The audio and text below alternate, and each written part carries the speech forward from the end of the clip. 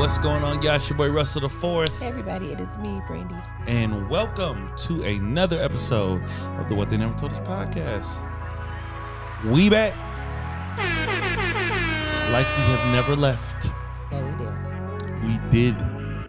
No, we didn't. What are you talking about? Mm-hmm. Just talking. How's your day been? It's been good. I just got off work. You got off work? Yeah. Why you sound all sexy? Because my voice is going out. I don't know. It's going out? Yes. Oh, that's right. You under the weather. I'm not sick. It's just, I think I might have laryngitis kicking in. Are you serious? Yes. Why are you so surprised by that? It's like the 5th time I've had laryngitis since we've been together. That's not like a cold. It's not. That's like more serious. It's just inflammation of the larynx. Is it contagious? No. No? No. Okay. I mean, I don't know that for sure, but Just be saying stuff. I don't know what makes it inflamed. Maybe like a bug is what gets in and makes your larynx inflamed, and but I don't know. There's been a lot. I've been using my voice box a lot over the past like 5 or 6 weeks. So I'm only asking because I wanna kiss you in the mouth. you've already kissed me in the mouth. I pecked you. Nah, I wanna like open mouth kiss you. Why you make that face? Wow. You know what? Now I don't want to. Yes, you do. Nope, forget it. Yes, you do. Forget it. It'd be such a treat. I'm only saying that because the sickness has like been hating on our intimacy. A little bit. It was COVID. We had 2 rounds of colds. Before that, there was one time where we lucked out because we were sick at the same time, so it didn't really matter. But I mean, other than that, like, it's just like germs and sickness. It has not been hating on our intimacy. It's been hating on intercourse. And I feel like That's what I meant when I said intimacy. Oh, that's not the same thing. See, you've told people, you went on a whole spiel here about teaching people about the difference between intimacy and intercourse. So then you can't just lump them all together. Intimate sex can be a part of intimacy. It can, but it's not. That was the aspect of intimacy I was talking about. You gotta clarify. It's been hating on our sex. As I feel like when you're, I feel like we're going into our topic so early, but I feel like when you're in a committed, lifelong relationship with somebody, it's some stuff you just gotta get over. Periods, colds, morning breath. You just gotta go for it. Yeah, I don't know about that. Like, I hate being sick, and I be willing to wait out the cold until it gets to a certain point. Like, I'll wait out the cold unless it gets like really bad. Like at this point, we going on week 3, and that's. Like, I don't see nothing wrong.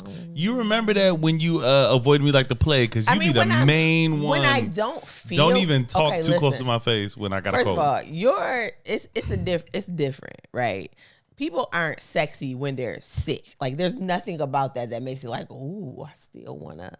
You know, when you got snot dripping up out don't your act like it's a sexy and thing. When we using a little nasal lavage stuff, that's not sexy. But what I'm saying, what I'm having right now, if I just feel like, oh, I'm just not feeling good, you know, a little that it still work if I got a cold. You know what I'm saying? What I'm saying is when I be like that, when I be like, I'm gonna be like, back up, be sick. You remember that all this? Some things you just gotta get over. You just heard what I said when I said when you're like snotting at the like that stuff isn't sexy. But when you just like this, it's just my voice box, it's a little whatever going on.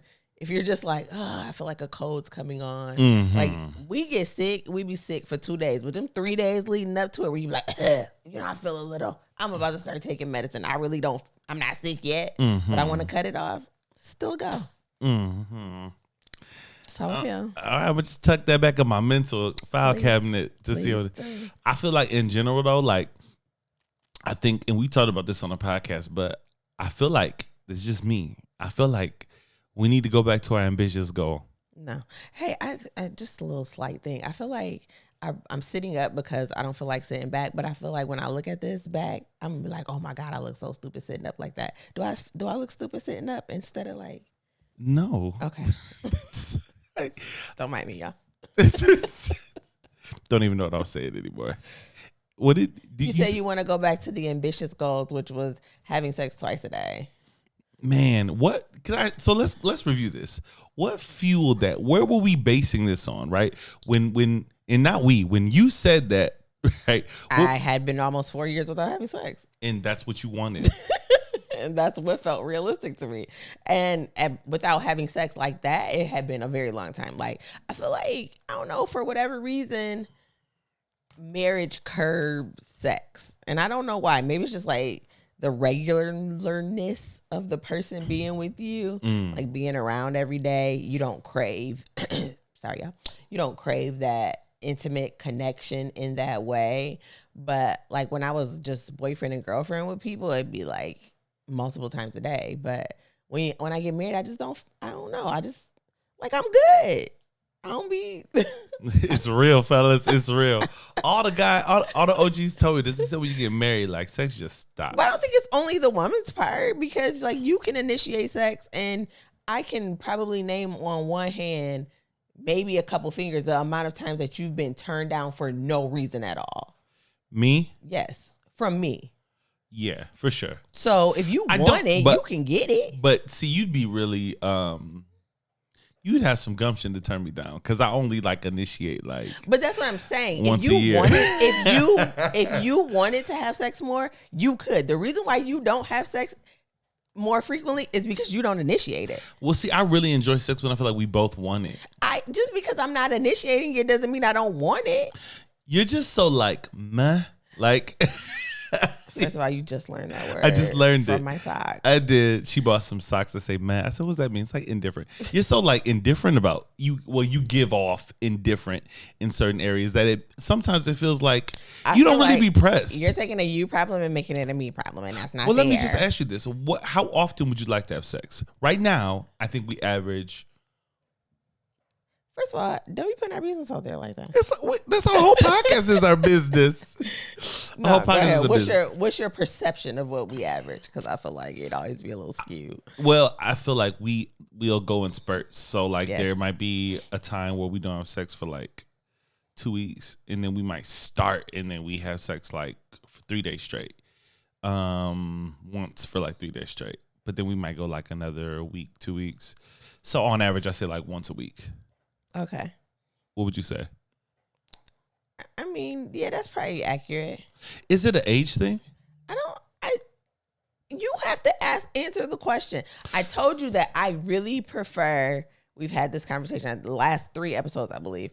I really prefer being pursued in that area. Like, so I'm aggressive in almost every area of my life. Like, when it comes to intimacy, sexual intimacy, and intercourse, like, I want to be chased. Like, I want to feel like you're coming after me, you desire me, you crave me, and you're going to beat me over the head with a bat and take me back to your cave, like caveman style. Like, that's what I like. I like my man being like, hey, it's time. I want to hit you over the head with a pan. Don't be complaining. Okay.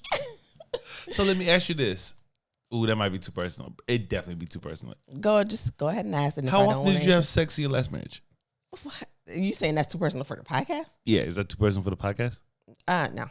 I mean, before I got pregnant with my daughter, so I got pregnant with my daughter, and then sex just completely stopped. But before that, it was a couple times a week.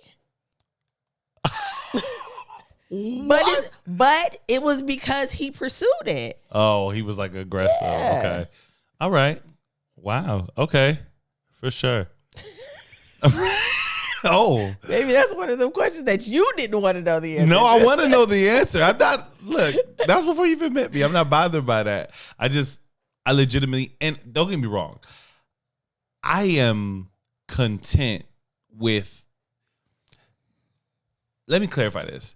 The amount of sex that I'm saying I would like to have is based on just like an idea, right? Physically, I don't feel like I'm in deficit. When we go through this band, because once again, we've been sick and, I had COVID and all that. So we're hitting a time frame where we usually have sex by then. So now I'm in deficit, but that's not usually the case. And when we do have it, it's like the sun and the moon collide. I saw the sun, the moon, the mountains, and the rivers. I saw heaven, when I made love to you. You get it. So I don't ever feel like I'm in deficit, but I don't want to feel old. I want to feel like, I mean, like you always tell me, you old. Like. Me? Yeah. You're older than me. So? By 6 months. You're about to be 39. How old are you? I'm 39. You 39? And fine. Period. Okay. I just don't want to feel. Oh, and I want to feel like I don't want to feel like it's more desirable. I don't like the feeling that sex is more desirable before marriage. And I think sometimes it comes off like that because, like you said, when we was out there in the world, like it was much more frequent, right? Like my idea of sex in marriage. Now, for instance, we talked about sex in our past marriage. My past marriage, I never had sex. Yeah. Twice. And I had kids each time. Okay, don't do that. I'm being dramatic. I don't know how these kids got here. I was like, you pregnant? And I'm joking. But so I don't have a good perspective of what a like rambunctious, is that the right word? Sex life looks like when you married. And I think I'd like to experience that. Well, balls in your court. But I also want to feel desire. Like, are you ever going to like try to? Me not initiating. You remember sex on the honeymoon? Wait, time out. Hey, look. Not initiating sex does not mean that I don't desire you. The need to reciprocate and be into our intimacy shows that I desire you. It doesn't mean that I have to be the one to initiate. I know, but you just like you feeling desired. I do too. You talking about you like caveman style. You remember that time on the honeymoon you made me breakfast? I do. Those should be like. I like that. That should be like. Look at me. I love that. I hear you. Woo! But that should be like special, like, so let me ask you this. Where I can reverse the roles and do that for you. Let me ask you this. How come what you like is mainstay and what I like is on special occasions? This is one of those things because you're a man. Oh, you're gender rolling me. First of all, it's not a verb or whatever that. You're gender rolling me. You're rolling me up in the. You're gender rolling me. But I feel like in this context, now if we're both people who like to be pursued, then it's gonna have to be 50-50. But I just feel like in this situation. Nah. Yeah, say what you was. Whoa! I've never seen you speechless. That's scary. I've never seen you stop and think about what you was about to say. Woo! Yeah, I'm not gonna say that because I don't want it to come off the way it sounded in my head. But it felt a little female to me when I'm like, "Hey, babe, you wanna like it?" I like doing that on occasion. Like I like surprising you and coming over and being. You said like, it feels a little female to me. Yeah. What were you about to say? That was the better option. What did you stop yourself from saying that this was like that? Okay, there's a better way to say this. It felt a little female to me.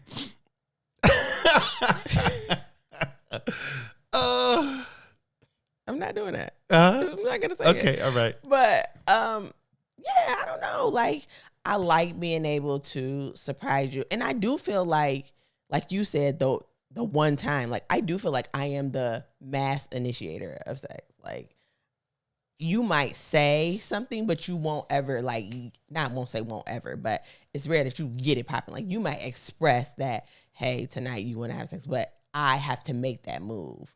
Like, and for me, I don't know. Like I'm just more. I don't know. Tell me, feeling like you I initiate take me and sometimes. Me. Yeah, sometimes. Yeah, you do. I'm not saying you don't. I'm just saying that I feel like I do it more. Tell me, give me the scenario in which, like, in your mind, what would be like the fantasy way that you're pursued sexually in your marriage? Nighttime, we're going to bed. Paint the scene. Oh, see, well, you've already ruined it if you say nighttime when we're going to bed. Like. I give it to me the other way. Right. I think my my preferred scenario would be like we've just had a good time. Maybe we were out doing something or wherever, and you make it known that it's about to go down, and then you're like, "What?" So like this you is kind say, of vague. Okay, you want me to tell you what I want you to say? No, not what you want me to say, but what does that mean? Is it verbal? Is it like... Yeah, like you say verbally, like... Hey, tonight we having sex. I'm about to...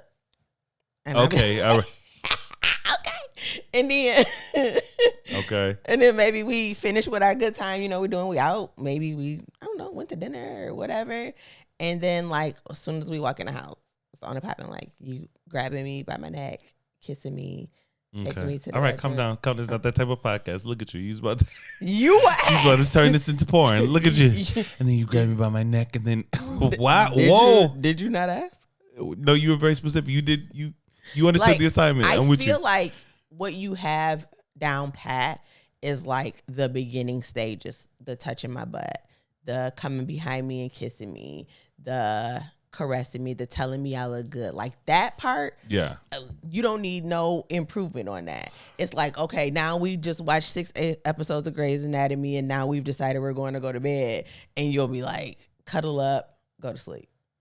And I'm like, but you just was doing all like. Well, no, in my defense, you fall asleep really fast. So no, for real. No, listen to me. Last night is prime example. 6 episodes of Grey's Anatomy. That's real life. We put our phones away. I come up, I cuddle behind you. We're talking. As soon as the sentence is over, it's a snore. This is no exaggeration. Do you remember last night? I do. I remember. Wait, but listen. I feel like this is so specific, and we're actually going to start talking about something in a minute. We already talking about something right now. Last night, first of all, you made statements that made me think that you were going to had full intent to pursue. Show me what you was working with. Yep. And then we got in bed, and I was laying there. Nothing was happening, and then you gonna say, "Are you sleepy?" And I'm like, "No, I'm good. I'm up." Like, what's happening? Do you remember anything after that? Wait. And then you was like, "Oh, okay," because you seem like you sound a little sleepy. Do you remember anything? Listen. And I was like, "No." I said, "No, I'm good." And then do you remember anything else after that? Nothing happened, so I fell asleep. No. This is literally what happened. I said, "You sleepy?" You said, "Nah, I mean, I'm up." I said, "Oh, yeah, because you sound like you were sleepy." And then you said something about your throat, whatever. I know. I said, "What does my sleepy voice sound like?" I feel like I don't have a sleepy voice. And literally, whatever the last sentence you said, it was this. I don't have a sleepy voice. Do you remember anything else after that? Honest truth. I remember waiting at least a few minutes for you to see if you was going to do something with that. Is you sleepy? A few minutes lie. I ain't trying to get too specific. You cuddled up against me. There's a specific type of cuddle that leads to something. I'm pushed up against you. Now, I'm getting excited. Because when girls do like the little arch, the booty's positioned a certain way when it's about to go further. You know what I'm talking about? I understand what you're saying. I'm getting excited. And then I hear this snore. I was like, all right, Russ, just calm down because this ain't happening. You fell asleep mad fast. I have full intent. I was like, oh, it's how about long do I gotta wait? We was in bed for a minute before that happened. We was both on our phones. You was like, oh, you all the way over there. I can't feel your body, blah, blah, blah. I put my phone down. What'd I say? I put my What did I say? You said you can't feel my body. I put my phone down. I was on my way. Time out. I put my phone down and scooted up against you, and you still ain't do nothing. Listen, I'm not trying to say it's your fault. I'm just trying to say. It feels very much like that's what you're trying to say. I'm just telling you from my perspective why it didn't happen. You fell asleep fast. I didn't know that. In my mind, it wouldn't happen anyway. Number one, the reason I asked you that because you sounded sleepy.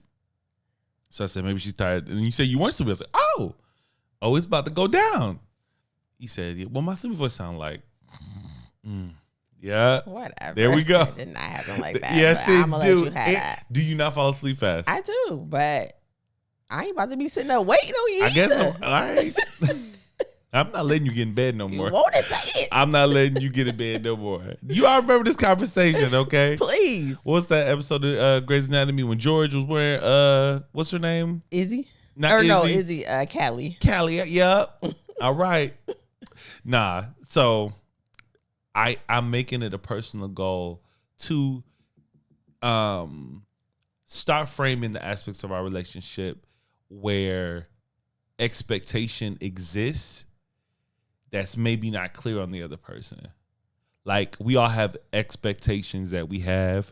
Who knows where they come from? Maybe an idea we have, something we saw growing up. I don't know. But sometimes we have those expectations, and our partner is none the wiser. Like, they're content. They live in their life. I'm happy. Like, we watch Grey's Anatomy. I'm going to sleep. But where expectation exists but it's not communicated, then we have failed expectation. And over time, you know what I mean? Then it's like, dang, I feel like this is an area that, we're not applying ourselves. Is this something you just learned from Dr. Diaz when you were just listening to his sermon? No. His was about communication. No, not at all. This is an area that like I'm really invested in making sure that this go around in my marriage, like I want it to be what I want it to be. Like I want us to enjoy ourselves. Desire it to be. Well, you have to communicate what you want from it. Yeah. I'm talking about the stuff that I want from it. You know what I'm saying?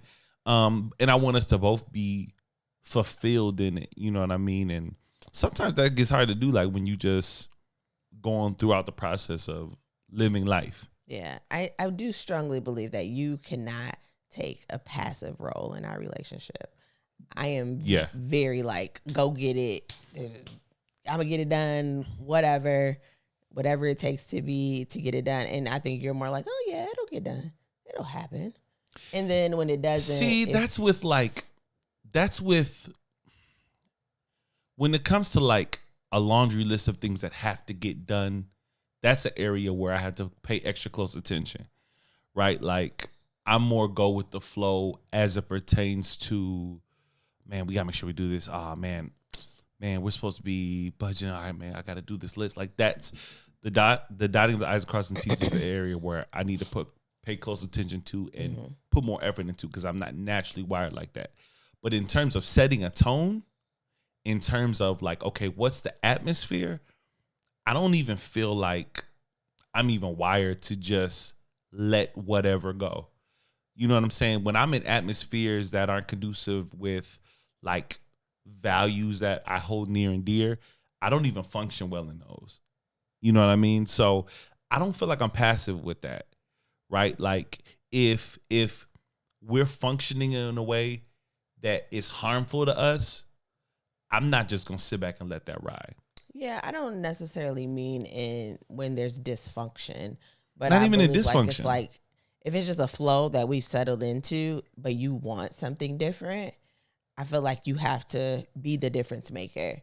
And I hear you say a lot of times, especially about like this topic in particular, sex. Yes, and I still don't see the initiative being taken. Well, we've talked about this, and this is a reality. Like I'm fully aware of where this comes from. Yeah. Right? We talked about my past marriage. The amount of rejection that I dealt with in 8 years is still something I'm working through. You know what I'm saying? So how long have you been out of that? It's easier said than done. It's easier said than done. So the work is a process, and I'm in process. The amount of like self-talk I do, even in bed, you know what I'm saying? Like in my mind, I have to, this is flawed thinking, but this is how I think, right? In my mind, number one, I need to gauge, okay, what is she in the mood, right? Is this something that she wants? Because if she don't want it, I'm not even going to try to initiate, because I can't feel that. Like what I went through. Is this part of the flawed thinking? Yeah, I'm explaining it. But this is my thought process, because the amount of rejection that I suffered has kind of like put this defense mechanism of just escaping rejection. It's created an insecurity. I'm trying to escape rejection. It's not insecurity, because it's not like it doesn't register to me as insecurity. It registers to me as a defense mechanism. You know what I'm saying? Okay. I'm listening. Yeah. It that's what it feels like to me. Like I have a hard time dealing with rejection in this area specifically. In other areas, it don't really bother me. In this area specifically, it hurts, right? So to avoid that, I try to minimize the chances that it's going to happen. One of the ways I minimize is, number one, I'm not pressed. That's what I tell myself. That's what I tell myself. And but what if it's not the truth? It's just what I'm not. It's once again, this is flawed thinking. Okay. I'm clear on this flawed thinking, but this is just what I went to. Like, so first of all, I had an attitude with sex. It was like, man, I know what. I don't need no, you know what I mean? Like this is where I went to, and as much I don't even realize that it's still there until I'm already in it. Then it's like, it's still there. Like in my mind, I don't feel like I'm living in that place anymore. I feel so far from it until I look up and I'm like, Russ, really? Like it's 2024 and we're still dealing with this thing. We're still in this place. And, like I said, I don't realize until I'm in there, but then I'm like, okay, yo, we still got work to do. You know what I'm saying? Mm-hmm. Part of the work is just doing it. Yes. You know what I'm saying? Yes. So that's that. But I'm just being honest about like where that comes from and what it is. Like everybody has their filters, right? And that's a filter that I've built from what I've been through, right? Like there's certain information that goes through a filter to me. And my filter in this area specifically is like, okay, does she want to? All right. Man, she, you know what? All right, no, it's not getting through. This is the stuff that didn't make it through the filter. So I'm not going to have sex tonight. I don't even want to have sex. I'm tired. I'm sleepy. I got to get up early in the morning. Like this is like the mental work I do in my head. So flawed thinking, but it is what it is. It ain't. We don't have to be, at least. It can be something different.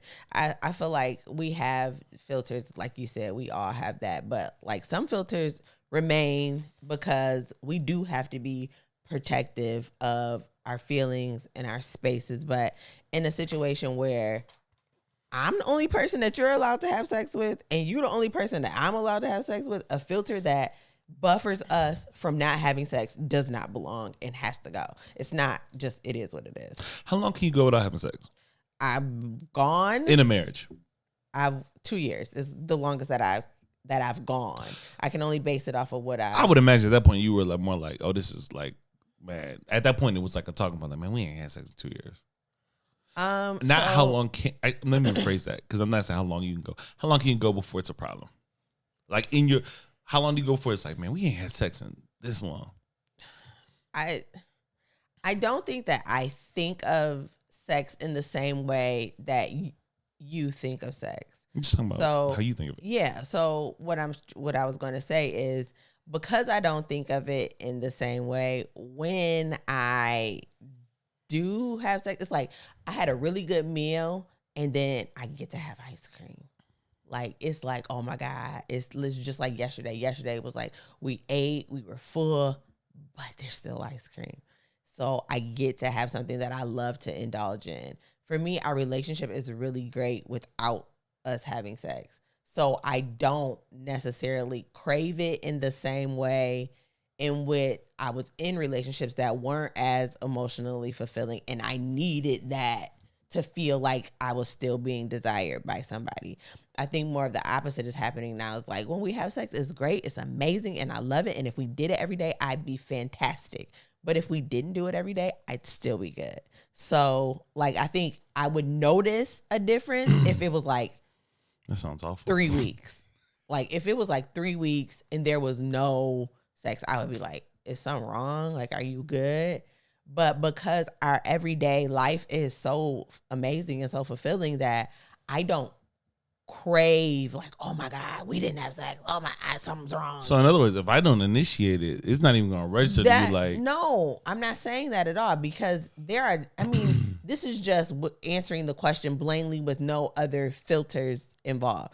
I go in the shower and rub and wash myself the wrong way and I'm turned up and I'm ready to have sex and I'm going to come after you. Like, there are different things that trigger the need to have, especially with my new soap. We got that little tingly feeling. I'm like, whoa. All right. Okay. I'm just being honest. All right. We too deep in the start again, so I'm just let it ride. But wow. And I will wash myself the wrong way is wild. It's not wild. I've said way more outrageous things. Like, and girls will know what I'm talking about. Like that. Oh, please do not go into more detail. Like, we get it. All right. Look. Anyways, keep say what you were saying. You about to go back into it. Wow. All right. So I'm just saying, like, and there are different things that trigger. Maybe we watch something that had a sexually explicit scene in it, and I'm like, man, like, maybe you kissed me a certain way, and it's like, yeah, it's about to go down. And I'll initiate. But I'm just saying on a regular, just like nothing, no outside factor stimulating it. I'm just saying I don't I don't feel the deficit as much when we go without having sex, is what I'm saying. Let me ask you this. How much of the idea of sex and the activity of sex, how much of a role does that play into what we vow to do in our marriages?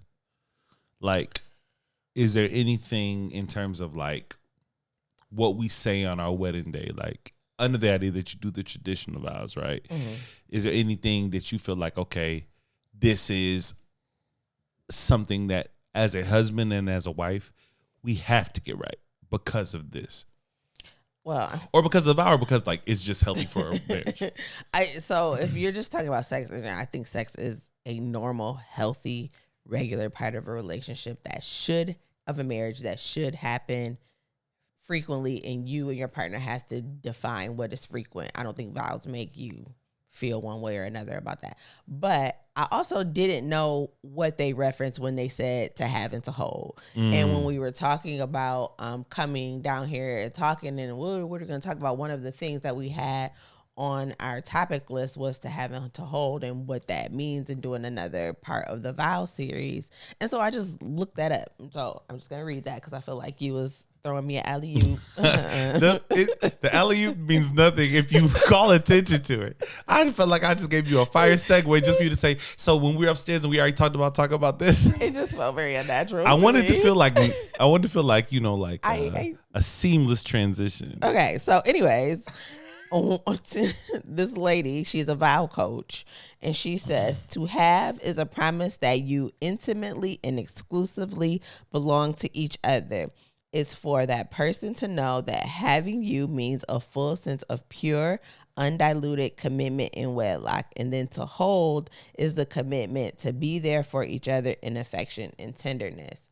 So when I looked that up, and I was like, oh, well, I never really felt like the vows talked about sex. Mm-hmm. But if you look at it from that perspective, especially the exclusively having sex with only this person for the entirety of your marriage, then yeah, I feel like it does talk about that. And I feel like if you're vowing to do something, you have to have an expectation of what I have to have an understanding of what your expectations are in that. And then I have to do my best to meet that. But I also realized that the expectations that we had before we got married and when we were just talking about it just don't match up with our life right now. Like I don't. Okay. You go to work at 6 o'clock. Well, you get up at 6 o'clock. You just gave me the key. You said I have to be the one to initiate it. So I'm just going to initiate whenever I feel the mood and see how it goes. Yeah, I mean, that's fine. But I just feel like we talked about once in the morning I'm not gonna do that, and once in the evening. Like that was specifically what we said. You go to work at 7 o'clock and I barely be coherent. So I don't expect you who sleep through at least 2 alarms to then try to get up, brush your teeth, wash your face, get dressed, make your coffee, whatever else you got to do, and have sex before you go to work. Make it happen. Where there's a will, there's a way. Okay. Yes, sir. So I just think that our lifestyles sometimes dictate what is feasible. I do think it is possible for us to have way more sex in our relationship than what we do right now. But I think twice a day was a little I do extra. For me to enjoy sex, we talked about this, but I need organic. I would never want to have sex just because, man, we said we was going to have sex once a day. Or like, man, you know, it's time. You know, like I'm trying to have sex more. So like I legitimately just want to do it when I feel the unction. And if I'm being honest, I don't always feel the unction every day to be like, well, I want to have sex. Mm-hmm. You know what I'm saying? But if I'm also being honest, there's times when I want to, and I just don't initiate because I'm overthinking it way too much and I'm putting too much on it. But when we talk about like this idea of having one another, that's a heavy vow. It is. That's a heavy. So I'm glad we ain't say it. What? I'm just playing. It was a joke. It was a joke. A bad one. I keep saying I'm gonna change the sounds, but I definitely felt like I need the wah wah wah. I need that right there. But if there's one person for the rest of my life, you're the only person I can have, right? Then we gotta be like overly communicative and comprehensive. Is that a word? It is, but I don't think it's the word you're looking for. There you go. But we gotta understand, is what I'm trying to say. We gotta understand, like, what does that mean to one another? So, you have to like, comprehend. What is the ideal way? Like, when we say have, when you say have me, what does that speak to you? Like, based under my new understanding or my old understanding? What changed? What was your old understanding? I didn't know what it meant. Well, under the new one that you now that you know. What I guess what let me clarify what I'm asking. Like, when we talk about spending the rest of our lives together, what's the ideal way in which you want our relationship to function? Like, between handling life, what do dates look like? What does our time look like together? You know what I mean? Like, spell it out. You want me to go first so you can get an idea what I'm talking about? Because I'm like, what do you want me to describe our life? Well, when I think about having you, it's really important to me that, like, we have fun together. Yes. I really feel like when we go too long without just enjoying each other's presence for the sake of, like, enjoying each other's presence, you start feeling like a roommate. And I don't like that. You're saying you felt that already? No. I'm saying tell the truth. No, I'm saying, like, I've been married before. Like, I'm saying when in marriage you stop functioning and having fun with one another, it starts feeling like roommate, or it feels like we're together and we're partners in life, wherein we do things that pertain to having life together. We budget, we pay bills, we do this, we do that, we go to church on Sunday, make sure the kids got this and got that, but we don't enjoy each other.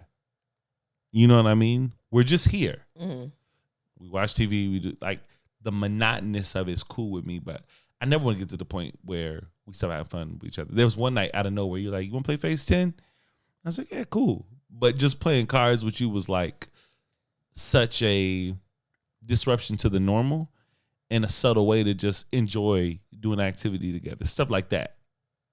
You get what I'm trying to say? I do. I don't know if I necessarily agree with the assessment, but I do definitely understand. Yeah, I understand what you're saying.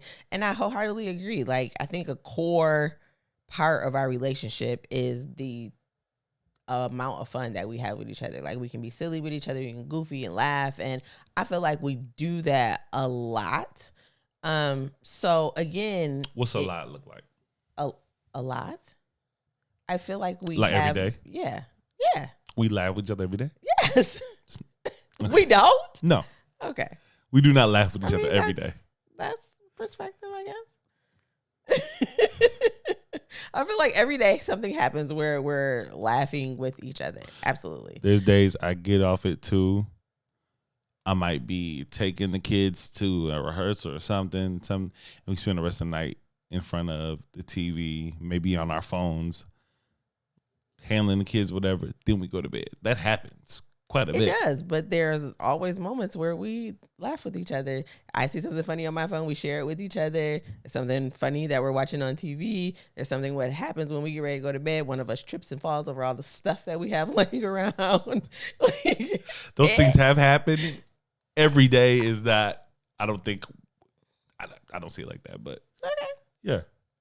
So what are you asking? I'm not asking anything. I was saying I want to have. I like having fun, and those moments to me are what. Like, I also don't feel like those have to happen every day. Yeah, this is me saying what I enjoy, and me saying, like, the things that, to me, when I start thinking about, like, marriage over a full course of thing, this is not me giving a bad report on the state of our relationship. I feel like you're defending a lot of things. Like, we do that every day. I don't agree with your assessment. This is my assessment. What you got to agree with? Like, it's you get to say your opinion, and I don't get to say mine. No, when I say what is your idea, you can tell me your idea, but don't have perspective on my, like. I'm telling you what's my idea for what I would like our relationship to be, and you're giving your feedback on my vision. Oh, welcome to a podcast.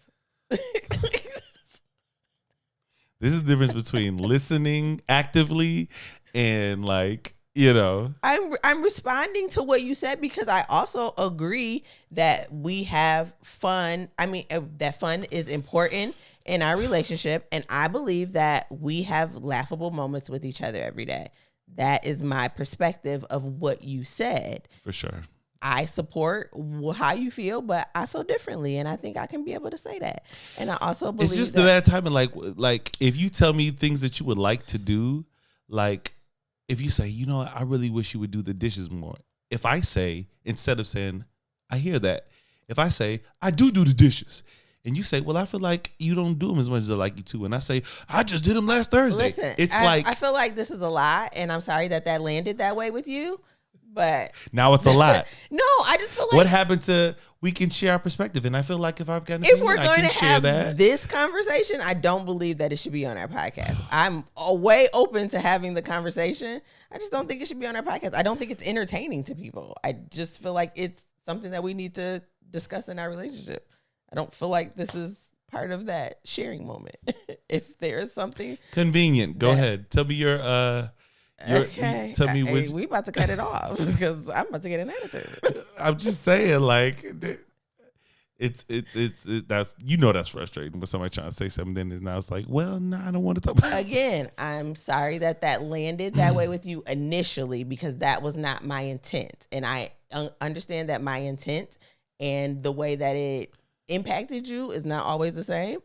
I apologize. I was not trying to tear down what you were saying. It's all good. And I would have appreciated the opportunity to just say that. I'm not trying to tear down what you're saying. I was just trying to give my opinion on the fun aspect. I got you. Now give me your option of what living I feel like it's the same thing.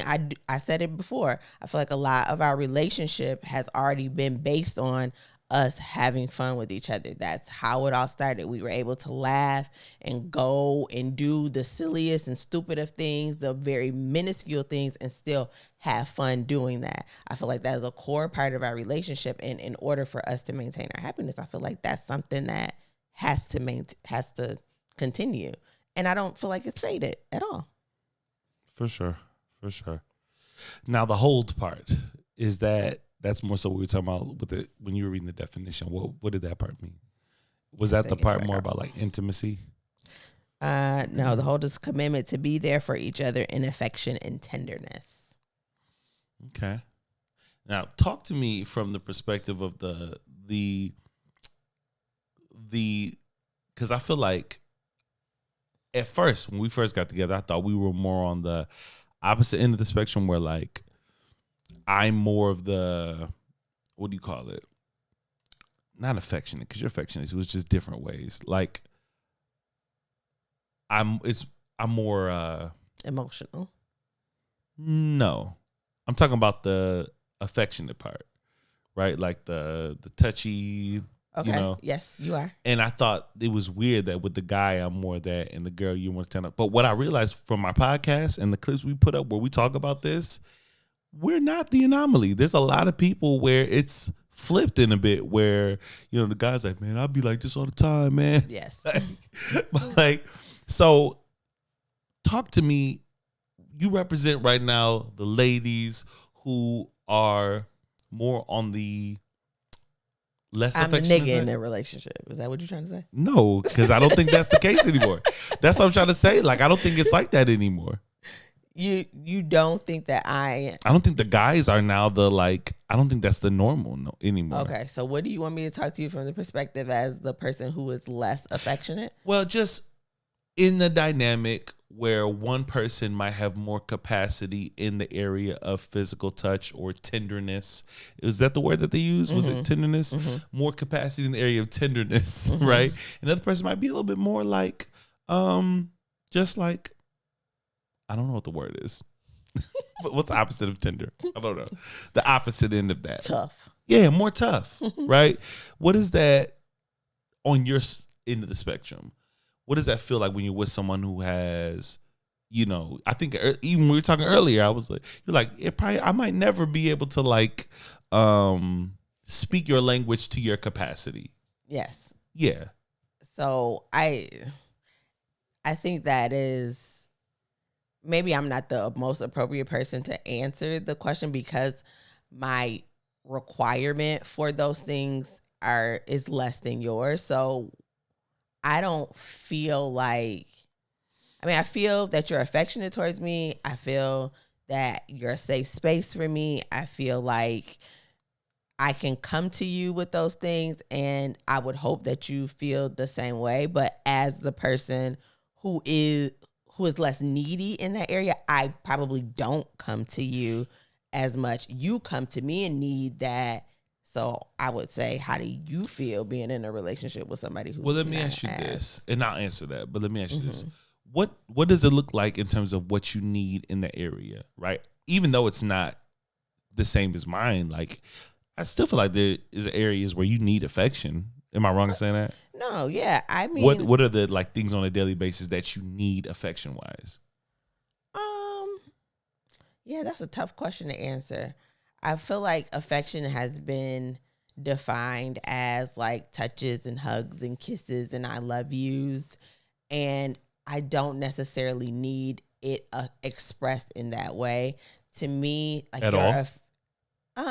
not on a daily basis. Like I desire being close to you at night, like when we're in the bed, like that feels like that's my like landing space. That's my moment to just like let everything go and just peacefully fall asleep. I think that's why I fall asleep so quickly. It's just because I'm comfortable, I'm safe, I feel loved.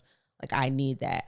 Throughout the day, I don't need to be stopped and hugged or touched as much as I think you do. But I do feel like affection can look like, hey, let me take this off your plate. I see you doing 50,000 things and I don't want you to have to do that. So let me help you. That feels like affection to me. That feels like I'm being seen. And I think that's what the background of affection is like, I see you, I desire you, I want you to be happy. So I'm expressing this towards you. And that's the way that it feels to me. Like if I am, let's say that day that I did our taxes. I helped Mike with his FAFSA. I took Bray to basketball practice. I shopped for Valentine's stuff. I cooked dinner. I put the Valentine's Day boxes together. Like in that, if that's my everyday, an acknowledgement of like, let me just take one of those things from you. Hey, you want me to peel the potatoes? Stuff like that? Yes.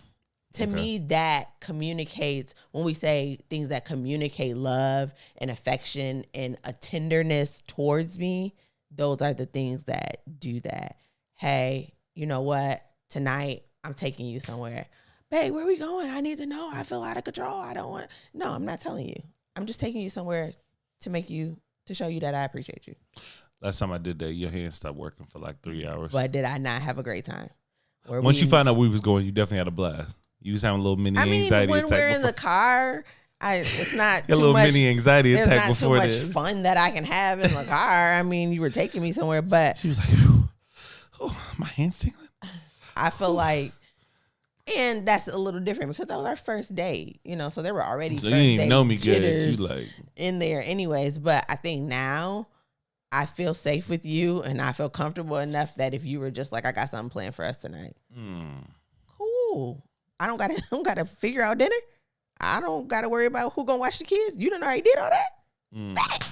Let's go. Okay. And I think I would be relaxed and carefree and fun and all of those things because the normal stuff that I am the one who have to take care of is already taken care of for me.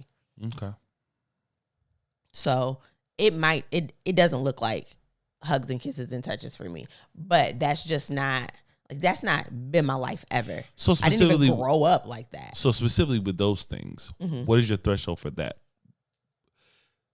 Are you saying you don't need those things at all? Like you can go I'm not saying that I don't welcome them. Like when you come in and come home and we hug and kiss, like I look forward to that. So the degree specifically with physical affection, what's your threshold for that? Like how would you say, how often do you need that? If it's not a daily thing, like how long can it go before you like, yo, we haven't? I mean, I guess the daily stuff is when we first see each other, when you leave for work or I'm leaving for work and we kiss and we hug and we acknowledge each other in that way. When we come home, we kiss, we hug, and we acknowledge each other in that way. If we're on the couch and I put my feet up on you or you come lean in over on me, those are things that if we went a week even without touching each other at all, I would be like, okay, what's up with that? Okay. But that's just because we're married and we're in a relationship, and I feel like. Is it more on the routine of it? And it feels like we're breaking away from the routine, or is it more like, nah, I need this? Like, for instance, like I know I always kiss you before I leave for work. I remember one time I forgot, and I don't even think I thought you would notice, but one of these chicks was like, yo, we good? And I was like, what? He was like, yo, you left, you ain't kissed me. And I was like, oh, well, I mean, I guess I just, forgot or something. But I mean, I wouldn't say that it's the routine, but we've set a standard for how our relationship functions, and I like that standard. I don't expect necessarily more. When it's more, I'm surprised and I like it. But if it's less than the standard that we've set for our relationship, yes, it's going to feel like a deficit. I don't come from that. Like my family wasn't touchy, kissy, I love you, give me a hug. Like, I don't even know how many times I've hugged my mom. It's probably like 10. Especially as an adult, like in life. Yeah, like I mean, I'm sure when I was a baby, she hugged and cuddled me and stuff like that. But when I was able to be aware of, hey, mom, let me give a hug. I didn't get hugs when I came home from school or tucked in the bed at night and kissed goodnight and let's say our prayer. Like, I didn't get that stuff. That's not how my family. You gonna hug your brother? We going to Lansing. You hugging your brother today, and he would be like, "Why are you hugging me?" I don't care. It's gonna happen. And then we stop by your mama house. You gonna give her a hug. They would both be like, "I hugged your mom more than 10 times since we've been married." Oh, well. So I know she'll hug you. She hugged me all the time. I mean, we just don't. It doesn't mean that my mom didn't love me because I never felt like that. It's just not. It's not how my family functions. I'm being extra, and there's nothing wrong with that. And when I got in my first marriage, that's not how we function. We didn't. And I get that because my mom's not. My mom's not like that. My mom's not very huggy. Like, I'd be forced to like hug me. She's like, "Boy, you going somewhere?" Yeah, if I went to hug my mom now in her older age, I feel like she's a little bit more receptive to that. But it would still probably feel awkward for both of us. Like, now she tells me she loves me when we get off the phone, and I'd be like, "Are you dying? Like, why are you?" Okay. Why are you saying that? I mean, I've gotten used to it now because she's starting to do it more, but it's just not how we function. Like, my grandma, everybody has heard me talk so much about my grandma. I do not know the first or the last time my grandma told me she loved me. But I knew she loved me, but she just never verbally said that. So I don't communicate love in that way. It's just not anything that I would ever grew up with. It's not my norm. So I think this is an opportunity for us to like frame, because there's a lot of people who are in the same scenario. Yes. There's a lot of people who just grew up differently. And I don't think there's a right or a wrong. Like, when you're talking to me about how you function. No, kids need hugs and affection. Please hug your children. You're not a kid, though. And I'm saying, as a kid, I needed that. You didn't? I just didn't get it. I didn't need that. I just didn't get it. So, I'm not going there. I'm not going to do that. So, if it's from a byproduct of what you didn't get, don't you think that, like, even though it's not a norm for you, we can still assess that it's necessary? I think, like, because it's the misnomer is like people say kids need that, and that's not true. No, everybody needs it. I agree with that, but I'm saying that kids need that so that they grow up to be adults who understand that that's okay and that's normal and that's the way that people function. But when you don't get that as a kid, but you still grow up and become a functioning, productive adult, it no longer feels like a need. It doesn't mean that the need goes away, but it just doesn't. It's not as innate to crave that. And that's where I am. I hug and kiss my kids because I didn't get that as a child. And I want them to grow up to be adults who hug and kiss people that they love, to show affection towards them. I realize that it's not, I don't know, I won't say normal because what's normal anymore, but it's for someone to not desire affection in the way that I do, it's not normal. I know that interaction, touching is healing for your soul. And sometimes there are things that words cannot say that a touch and a hug can heal. I've had those hugs from people that come in and just embrace me, and I completely melt and fall apart for no reason besides the fact that they're hugging me. Yeah. I realize that that is a normal part of humans interacting with each other. So an emotional need. But I also can recognize that when you live in deficit of that you can still function and be a productive member of society and a member of a relationship without craving it. The need has been pressed down so much and ignored so much that it just is no longer in the forefront. Yeah. I think on the more damaging side of it, on the more damaging side of it, like when you're with someone who hasn't got to a point where they recognize that it's a need. Some people don't get it and they just say, you don't need all that. Like, I'm not that. Mm-hmm. I never had that. Because you never had it, you're uncomfortable with Absolutely. it. Right? And then when you get someone who craves that and desires that, then it's tension, then it's issue. Mm-hmm. Because for somebody who, like me, if I don't get that, I feel like you don't want me. Mm-hmm. I feel like you don't love me. Mm-hmm. So on a day where like we ain't touched it all, we just sitting on the couch, got be like, I don't feel loved. You know what I'm saying? And that can be extreme, but when it's your love language, that's just how you receive it. You know what I'm saying? Like, so you have to find a way, and I think we found a way. And once again, it's a process. So even like when we talking about it, like I always feel like when we get on these topics, there's like a little tinge of tension. A little tinge. You feel tension? I did. You didn't feel that tension when I was talking about what I want. You were like, I feel like we do it. And I feel like we don't. You're like, I'm just saying what I feel. I said, well, I'm talking about you ain't feel that tension? You said you was about to get off the episode. I felt tension for sure, but it ain't had nothing to do with you expressing your need. You didn't feel that because I'm the one who felt the tension because I'm trying to say what I have capacity for. And because it don't match up with your capacity, you cutting into what I want because it doesn't line up with what you see. You get what I'm trying to say? That's where I felt like there was a little bit of tension. I'm like, yo, I feel like, man, there's some days where we don't. And you said, well, I feel like we do. I'm like, well, I don't. But then again, this is my time to talk about what I see. So it's not necessarily because we see it differently, but it's just because when we look at the landscape, we get different perspectives. Like, I'm pretty sure you're already well past what you need in terms of touching. You know what I'm saying? Because you're with me and it's more of a desire. Like, you're already functioning past what you need on a day-to-day basis. You ain't need to wake up and kiss me or when I come home, kiss me or hug me because you're not wired in that way. You know what I'm saying? Because if you don't hug your mom for 10 times, I know you ain't pressed about hugging me. It's like, your mama, you know what I'm saying? Like in your phone. My mom doesn't keep me warm at night, but I get the. I remember when you had, when you could like order your favorites. You had a hard time moving me above your mom when we got married because I have no doubt how much your family means to you. You talk to your family way more than I talk to my family. Mm-hmm. You FaceTime your brother every single day. You talk to your mom every day. I don't talk to my mama every day.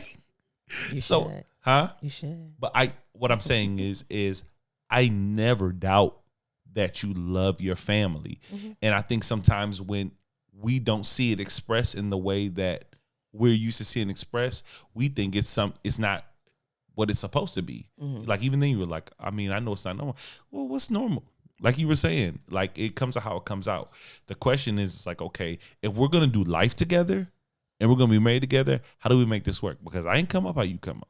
Mm-hmm. You know what I'm saying? And you didn't come up, I come. So how can we have affection in a way that fulfills me but doesn't violate you and make you feel uncomfortable? And we felt tension there before, right? Yeah, I think that number one is compromise. And when people say compromise, I think it means different things to different people. And I feel like most of the time when you're the person who requires something that you're maybe not getting or enough of what you're getting, the compromise is, okay, you have to do something that is uncomfortable to you to rise to my level. But sometimes a compromise also means you have to lessen your expectations in that area. And I believe that that's where we're at, is we've got to compromise. And both of us, I've got to come up and you've got to come down. Absolutely. Absolutely. And there's this aspect where like we have to do solo work. Like there's some things that we have to do with like for ourselves that have nothing to do with the other person, but impact the other person. You know what I mean? Like what I went through in my past marriage has nothing to do with you, right? But if I don't deal with that, it can impact you.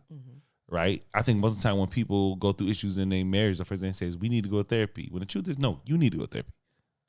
Not you specifically. But there are times where like the issue is you got stuff you need to work through. Now, we're dealing with it as a couple, but the root of it is what you went through and that you still wrestling with. It's your filters that you got to work. It's like sometimes you can have a relationship issue that's a very much so stems from a personal issue. 100%. You know what I'm saying? And you got to do your own personal work and your own personal evaluation to look through, say, you know what, this is the area I'm still fighting. This is the area I'm still wrestling with some stuff. And I got to qualify that because I want this relationship. I want this to work. I want what we have. And I can see how it's affected things. But when you don't have that perspective, then it's not a me issue. It's a you issue. It's like, man, how can you say this? How can you do that? Or how could you not? How can you only hug me once a day? How can you, like, something wrong with them? It's like, wait, no. All right, well, let's stem from that from, or why I gotta hug you every day? Like, dang, why do you need that? Like, that ain't even necessary. You needy. Like, if you don't do your own soul searching, then compromise is impossible. You know what I mean? Like, absolutely. There will be emotional barriers that will stop you from being able to function in a relationship. Like on paper, it always looks like an easy thing to do, right?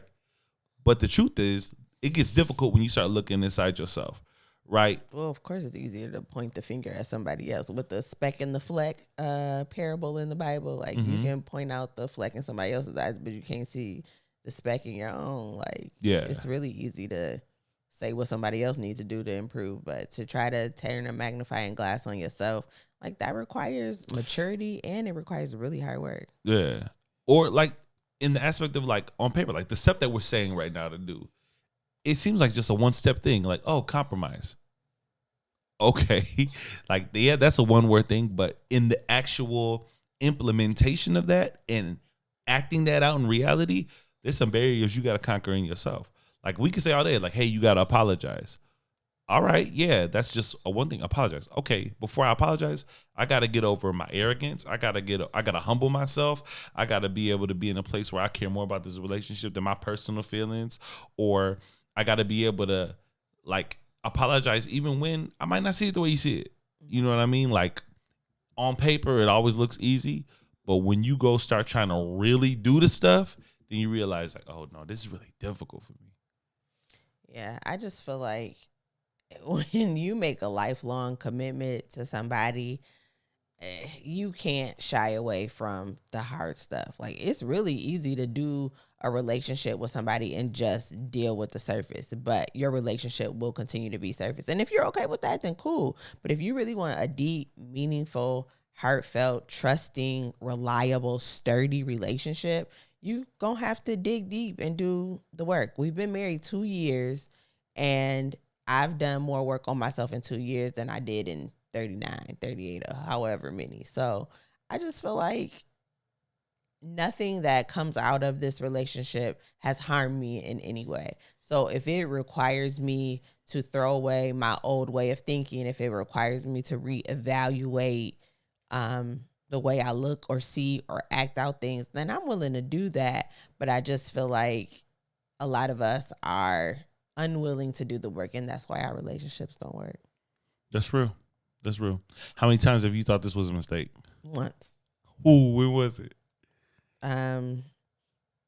You really want me to tell you that on a podcast? Is it overly personal? Is it something we haven't talked about already? I mean, I didn't tell you what I was thinking. Oh, here we are. Here it is. Hit me. Boom. It's truth moment. Seatbelt on. I mean, I guess we have talked about it a little bit, but after our honeymoon. What happened after the honeymoon? We got for the honeymoon. You were like, yo, this was After our honeymoon, first of all, we had amazing. Yep, changed my mind. Don't want to know. Hey, y'all, thank y'all for. You can't do that. You can't cut me off like that. That's rude.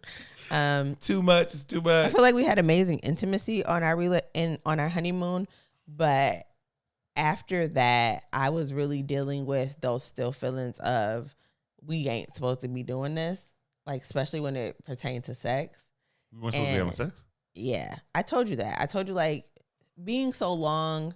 And so long, we were only engaged or dating and engaged for a year and a half. But in that period of time where we were like, we can't do it, we can't do it, we can't do it, we can't do it, we can't do it, we can't do it. And then we get married and all of a sudden we can do it. I was still dealing with feelings of like, oh, this is wrong. We're not supposed to do this. And it was those feelings were making me question other things because I felt like if I feel like this is wrong, am I wrong about other stuff? I mean, it didn't last very long, but I definitely had did we make a mistake? I think that's natural. For sure. Yeah, you saying that because you didn't. Didn't what? Have that same thought. Not then, but you've never had a thought of like. Never. It's easy to say after somebody says. Yeah, after you just went through that, I said, you know what? I'm not going to say mine on the podcast. Yeah. That's not fair. You've reached a different level of vulnerability than me. I tried to stop you. You was determined. But my stuff only. You can't cut me off. I thought, keep going. My stuff it's me though. It was nothing that you did that made me feel that way. Mm-hmm. Now, if I did something that made you feel that way, then of course I don't want you to say that here without saying it to me first. But my stuff was all me. Like you didn't do anything wrong or obtuse. It was all me. It was like, oh my God, why am I having this feelings of like, this is bad. Yeah. And I don't want to feel like having sex with my husband is bad. And if I feel like having sex with my husband is bad, is this not the right person I should have been married to? But it was just, a span of telling myself, we can't touch each other. We can't act. And we was doing some freaky stuff on our honeymoon. So it really was like, oh God. I'd have turned away from you. Oh, this is so good. It gotta be a sin. It is right here. This gotta be sinful. That's like, erroneous teaching and thoughts and about sex in general. Like, nah, because God created this and he gave it to us. Like, we're able to explore the full depths of what makes us happy in that space. And I had to have a change of heart. And I did. You made me have a flashback about the honeymoon. Okay. All right, y'all. Are we still going to Wingstop? Why do they need to know that? We're dating. We're going on a date tonight. Okay. We're having and holding, y'all. That's what we doing. Hey. Sorry, it was a text message not a text message, but an email that I was like, who is this? Okay. All right. See? All right. Join us Thursday. We're going to be talking about having and holding on the live every Thursday, 8:30 p.m. ish, 8 Eastern Standard Time on Facebook and YouTube. Mm-hmm. And if you'd like to support the show, you can send any funds that you'd like to $ what they never told us pod. I had a whole moment because I don't know what the Cash App is. Is it pod or not pod? Sorry, guys. Cash Out what they never told us pod. I think it's just $, what they never told us. I can look right now. Please do, because obviously I've done this spiel like 4 times and I still don't know what the. That's why we ain't got no money because y'all you didn't give them it to what they never told us. Bye. Somebody like, man, I don't know where these coming from. You can also support the show by going to Facebook, liking, sharing, and comment on any of the content that we have on Facebook, as we are monetized on that. We are promoting some wonderful products now on TikTok, so you can also click the link in any of our videos to any products that you would like to test out. We highly recommend Pillow Talking. It is a date night scratch off, so you can choose different cards, scratch it off, and whatever the suggestion for the date is, you have to do it. Russell and I have scratched our first two, so we are now buying random plane tickets at the airport and going on a trip, which is going to be fun. And we have to find a seasonally themed date to do, which we are crashing and burning on that one. Well, it's winter, but it ain't like winter season. Like it's no winter theme. What is winter theme? Do we have to go like sledding? Well, there's no snow. It's true. I still think go to a axe ski throwing lodge. is winter theme. How is axe throwing a winter thing? Because you use the axe to cut wood in the winter. No. You use axe to cut wood in every season. But mainly in the winter. No, why? Where does it? All right.